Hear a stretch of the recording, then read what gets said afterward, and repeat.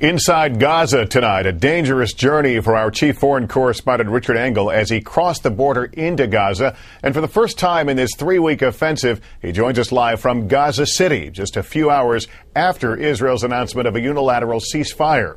Richard, good evening. Good evening, Lester. We can still hear Israeli jets and drones in the sky, but today Israel said it will stop its Gaza offensive if Hamas also halts its violence.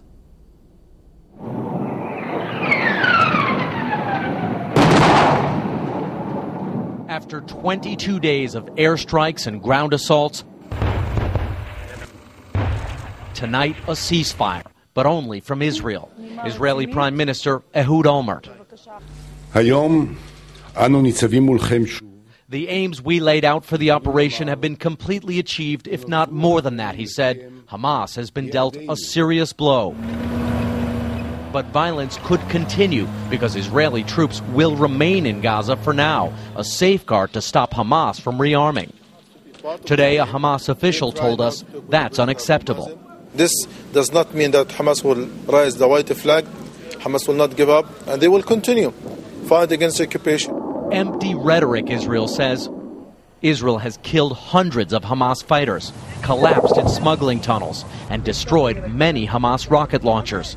And if Hamas attacks now, it will be blamed for continuing to make Gaza a war zone.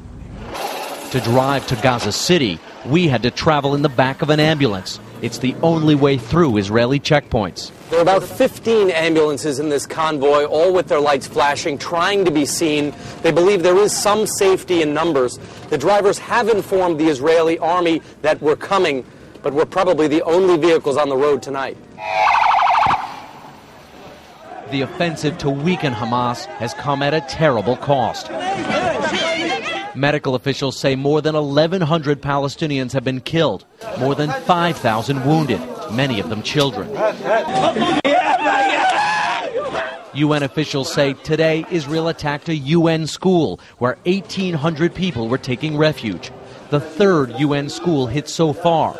2 boys were killed inside today. The question now being asked is this and the killing of all the other innocent civilians in Gaza a war crime? Israel says it's investigating, but all day in Gaza there were funerals. And wounded arrived at hospitals, desperately short of medicine. In Gaza, the ceasefire has been welcomed, but many wonder if it will last. Tonight, the ceasefire is already at risk as Hamas officials insist as long as Israeli troops remain in the Gaza Strip, Hamas will fight them. Lester? Richard Engel in Gaza City tonight. Richard, thank you.